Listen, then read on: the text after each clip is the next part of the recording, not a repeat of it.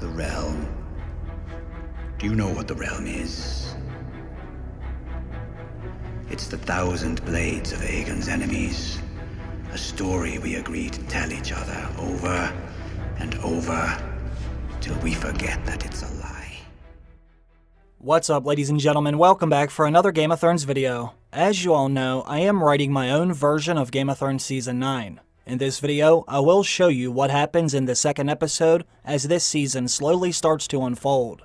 The name of this episode is The Weirwoods of Westeros. There are a lot of scenes in this episode, so let's get started right away. Shall we begin? The first scene of the second episode begins in the middle of the night. We can see there is what looks like 7 men walking along the beach away from their ship. 6 of these men are holding something very large as they slowly shift their feet across the sand. We follow them for a few moments before they finally walk under the full moonlight, allowing us to see who they are and what they're holding. These men are all dressed in their unsullied uniforms. The 6 men are holding a casket as they are following Grey Worm, who approaches another man waiting for them at the end of the beach. This unknown man also has several men of his own standing behind him. As Grey Worm moves forward, the unknown man raises one of his hands, signaling for them to stop. Grey Worm and his men ignore the request. The man then shouts out, "What business do you gentlemen have on the island of Naath?" Grey Worm waits until he is standing right before him, then says, "Fulfilling a promise." The other unsullied men set the casket down in the sand. Grey Worm looks at it and says, "This is Missandei. This is her home. This is where she would want to be. This is where she belongs." The unknown man says Missandei is not a name we are familiar with. Who was she? Grey Worm looks back down at the casket and says, "My one true love." The unknown man says, "I see. Well, in that case, allow me and my men to help you. We shall lay Missandei of Naath at rest during the following dusk. Follow me. There is somewhere you must stay while you're here." Grey Worm's men grab the casket, then lift it back up from the sand. They begin following the men over to a small building made out of stone. When they reach the building, the unknown man swings the door open and says, "This is where you and your men must stay for the evening." Grey Worm examines the small stone structure. He notices there aren't any windows. He also notices there is only one door, and this door opens only from the outside. Grey Worm says, "What is it? Why do we stay in this?" The man says, "This is our shelter for our special visitors." Grey Worm has a confused look on his face. He says, "Shelter? A shelter from what?" The man smiles and says, "You're not very familiar with the island of Naath, are you? There are over 100 different kinds of butterflies on this island, and they're the only thing that stops soldiers like you from slaughtering or enslaving everyone that inhabits it.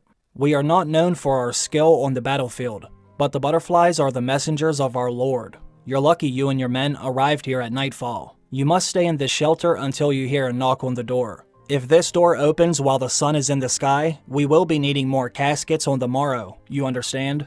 Grey Worm nods his head, then him and his men step inside.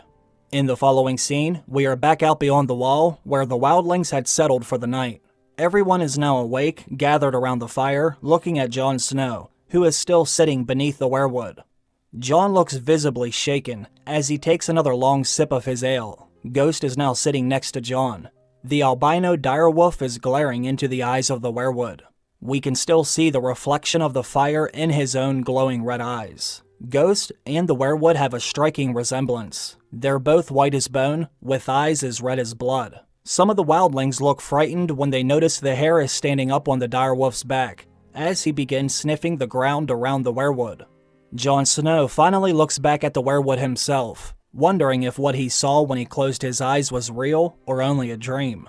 As Jon focuses on the weirwood, he notices something red is running out of its eyes. It almost looks as if it's blood.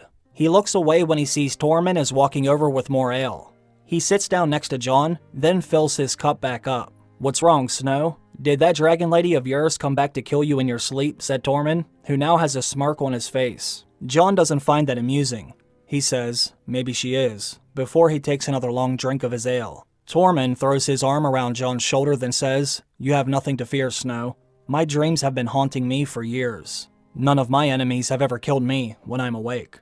Jon doesn't respond right away. He looks into the fire for a few moments, then says, "This wasn't a normal dream. Something felt different about it. I heard a voice." Now Tormund takes a big gulp of his own ale and says, half of the wildlings here have voices in their heads, Snow. What of it? I'm serious, says Jon. It wasn't my voice that I heard. A wildling woman suddenly stands up, then walks over to sit down next to them. She looks at Jon and says, I would like to know what the voice said. Well, says Jon, it said, look for me. Did you hear anything else? What did you see? Said the wildling woman. Jon looks over at the weirwood again, then says, I saw that. Only this one was bigger, much bigger.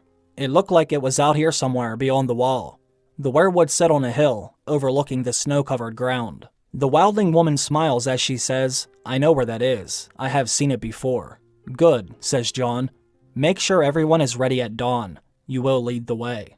The woman stands up, then gives a nod in agreement before she walks away.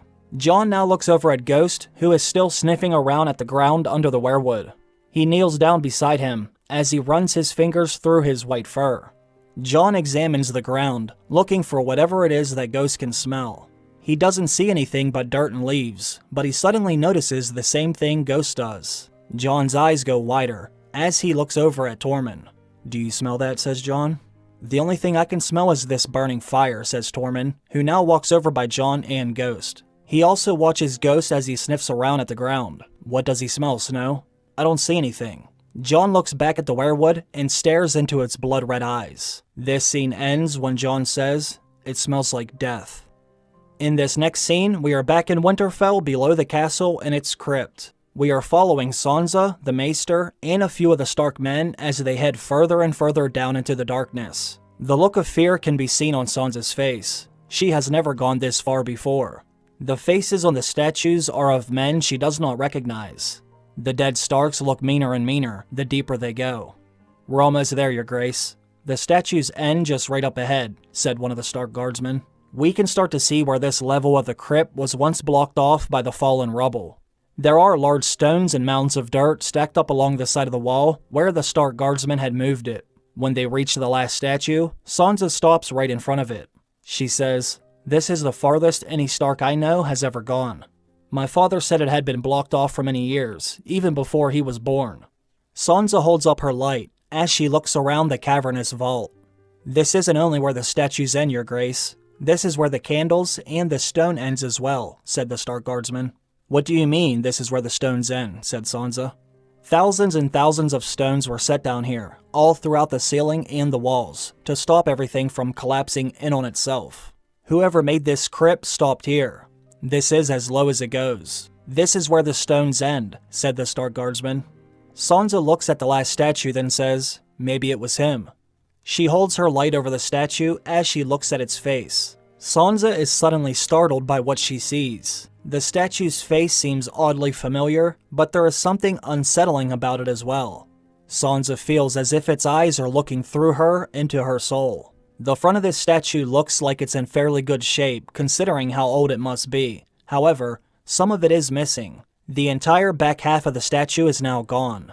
Sansa forces herself to look away. We can now see there is a name engraved into the bottom of the statue.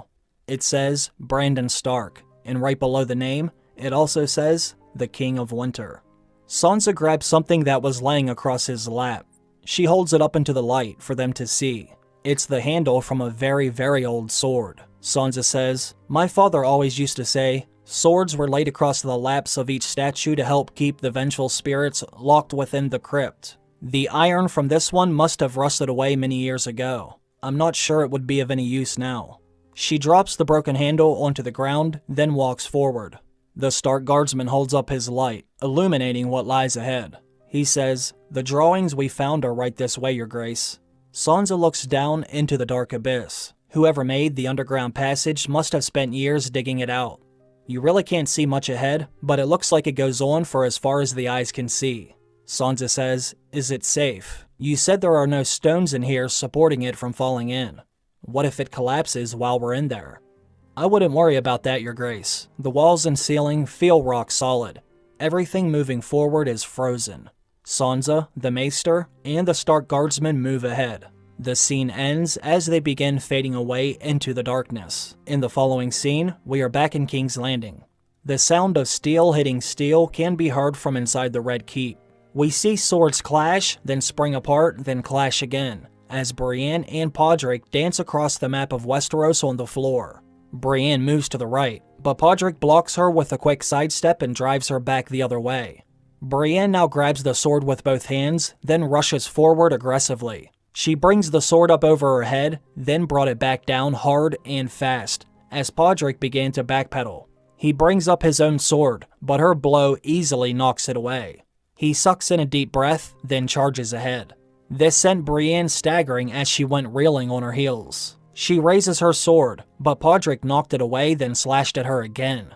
As Brienne regains her footing, Podrick lifted his sword high above his head, but he suddenly brings it back down again when he notices Samwell is in the room watching them. Sam is looking at them with a big grin across his face, holding a book in his hands. Sam says, "You know, from over here, it looked like he was winning." That makes Podrick smile from ear to ear. Brienne looks annoyed and out of breath. She says he wasn't winning. I was only giving him a chance to know what that feels like. He's good, but he's not that good. Sam then says, "Well, when he does finally beat you, you will only have yourself to blame." "I agree," says Brienne. "He got all those moves from me." Sam then says, "I am looking for King Bran. There is something he should see." "He's in his chambers right now," says Brienne. "Follow me. I will take you to him." Sam smiles, then gives a head nod. We follow Sam and Brienne as they walk across the painted map on the floor. The attack from Daenerys and Drogon has still left a large crack on the floor, splitting Westeros in half. When they reach what was once the stairs that lead to the king's chambers, we can see they are now smooth, in the fashion of a ramp. This makes it easier for them to maneuver Bran around the castle. When Sam and Brienne reach the door, she knocks loudly before she says, "Your Grace." Bran doesn't answer. Brienne knocks again, louder than before. There's still no answer. "Your Grace, is everything all right?" says Sam. There is no sound coming from inside the chambers. Brienne now looks worried, so she opens the door herself. They see Bran is sitting there in silence, facing the fire and the hearth. His head is leaning back slightly, with his eyes rolled back. When he hears them in the room, his head snaps forward and his eyes roll back down. "I'm sorry for barging in here like this, Your Grace, but I thought something was wrong."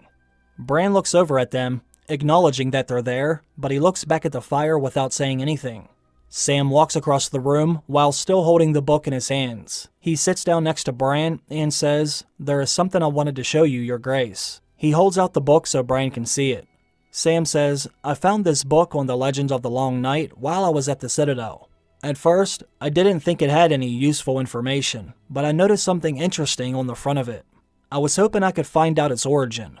I've already wrote a letter to the Citadel asking them if they know how old it is and where it's from, or who wrote it. Would you be able to help me, Your Grace?" Sam holds the book out even further. "Here, look for yourself. What do you think, Your Grace?" Bran finally looks down at the book. He grabs it from Sam's hands, then studies the image on its cover. He looks at it for a few moments, but then he starts running his finger along the book, outlining the skeleton-looking figure on the front. "Does that look familiar, Your Grace? Do you see the dagger in its hand?" Bran still doesn't say anything. Sam looks back at Brienne, somewhat confused. Bran looks like he's in deep thought, as he runs his finger along the dagger on the book. Sam says, "What do you think, Your Grace? Is there anything you can tell me?" After a few more moments of silence, Bran now looks up at Sam, with his glaring eyes. Bran says no. Then he throws the book in the fire. Sam and Brienne are shocked. They knew Bran was a little strange, but they've never seen him show any signs of aggression before. Sam looks into the fire horrified as he watches the book burn. The skeleton-looking figure on the front of the book gets consumed by the flames. "Why would you do that, Your Grace? That book wasn't mine. It belongs to the Citadel. It might have been their only records of the Long Night." Bran doesn't say anything right away. He just sits there watching as what's left of the book disappears into the flames and smoke.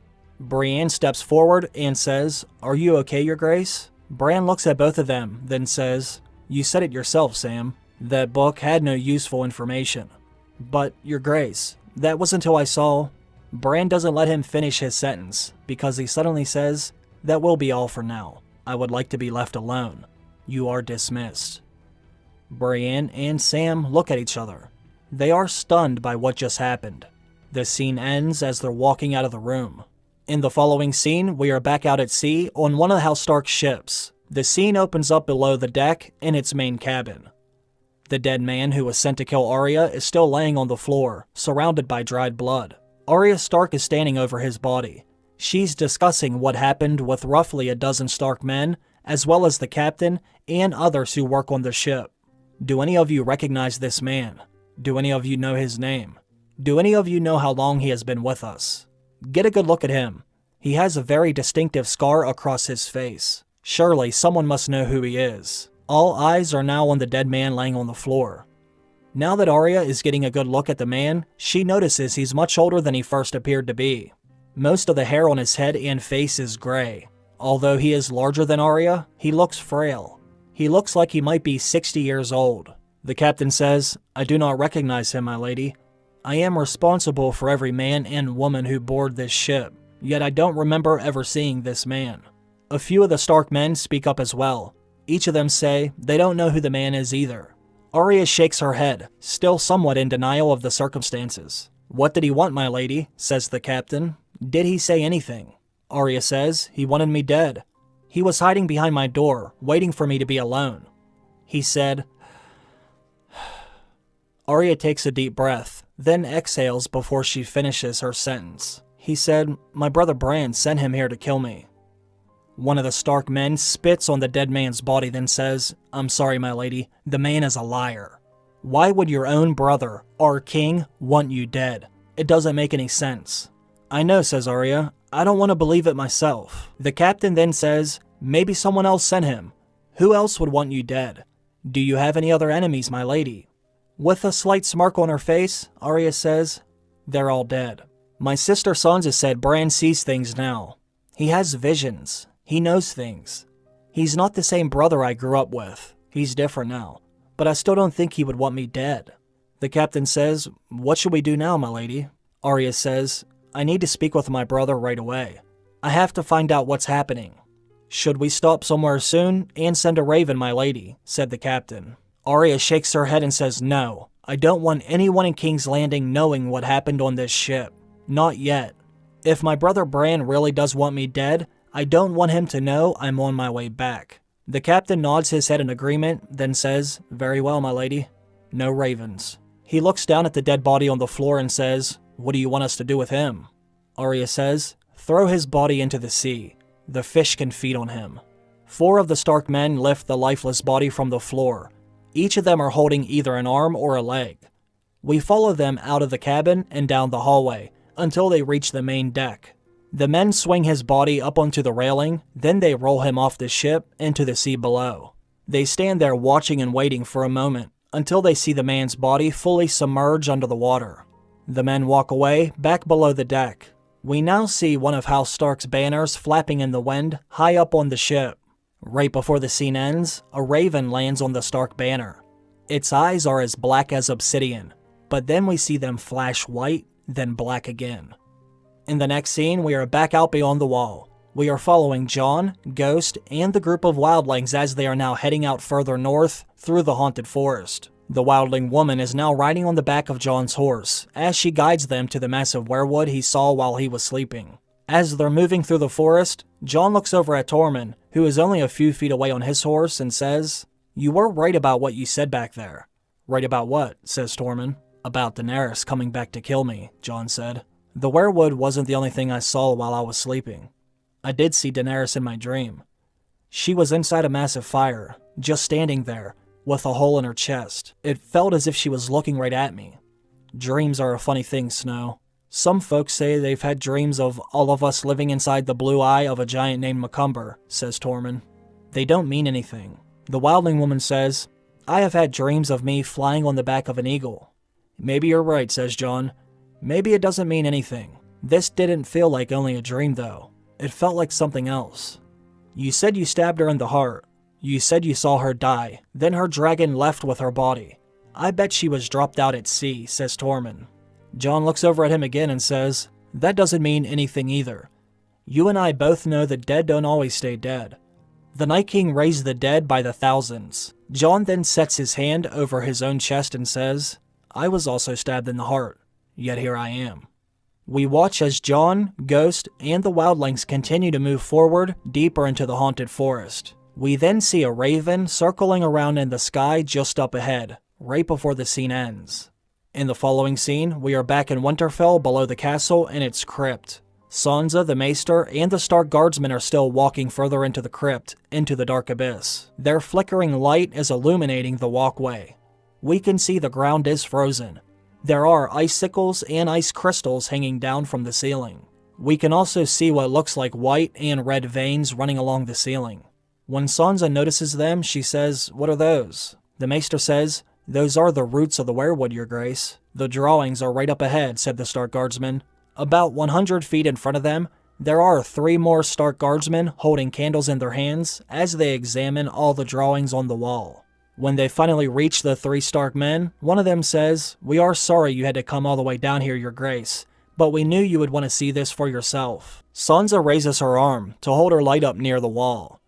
We watch as her eyes scan back and forth, studying each of the images. We see Sansa taking a deep breath when she notices something that does look familiar.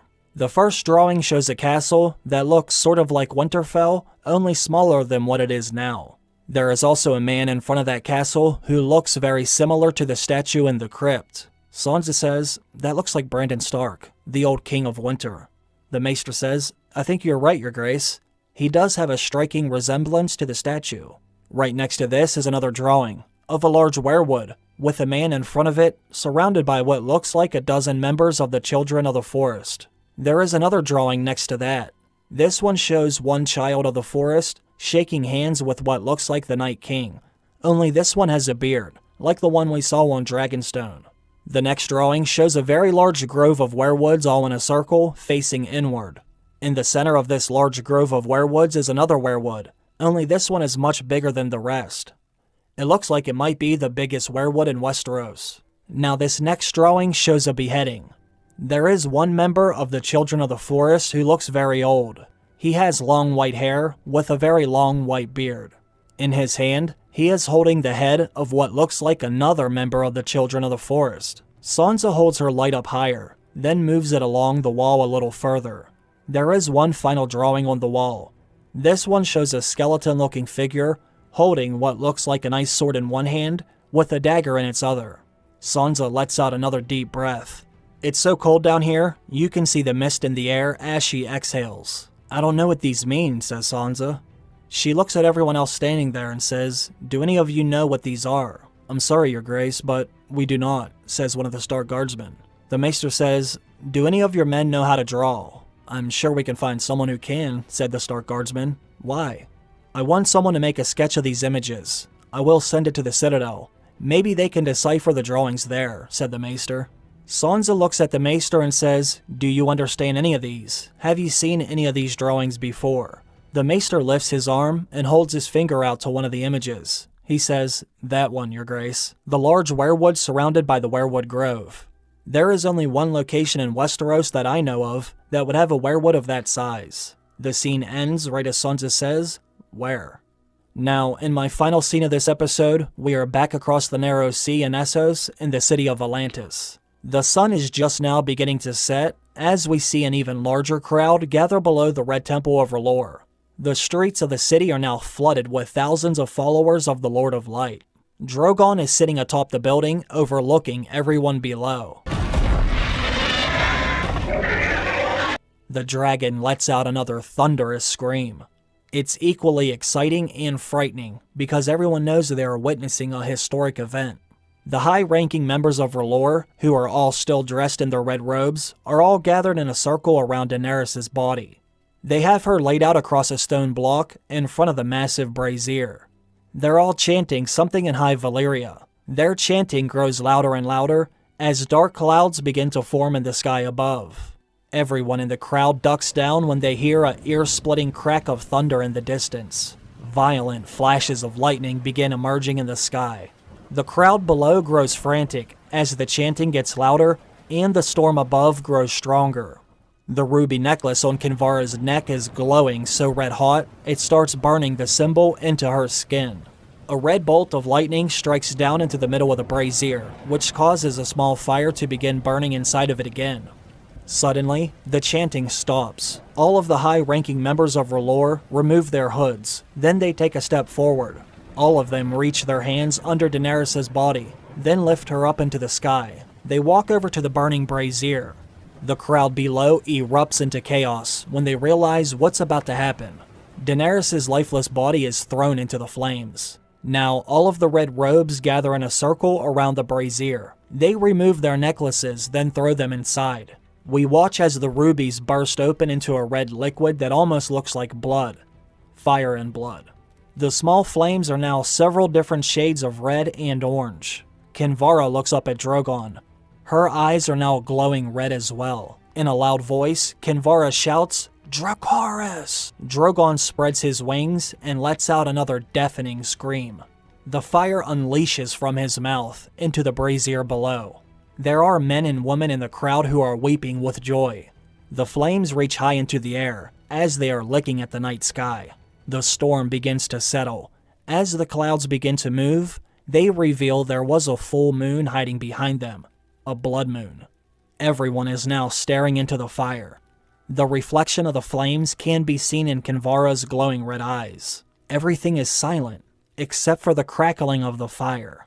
Suddenly, we hear the sound of thousands gasping for air as they see a black silhouette emerge in the flames. As the fire dies down, we can see a nude body standing in the center of the brazier. There is a large stab wound in their chest. There is some black smoke rising out of it. The episode ends as Daenerys emerges through the flames and smoke.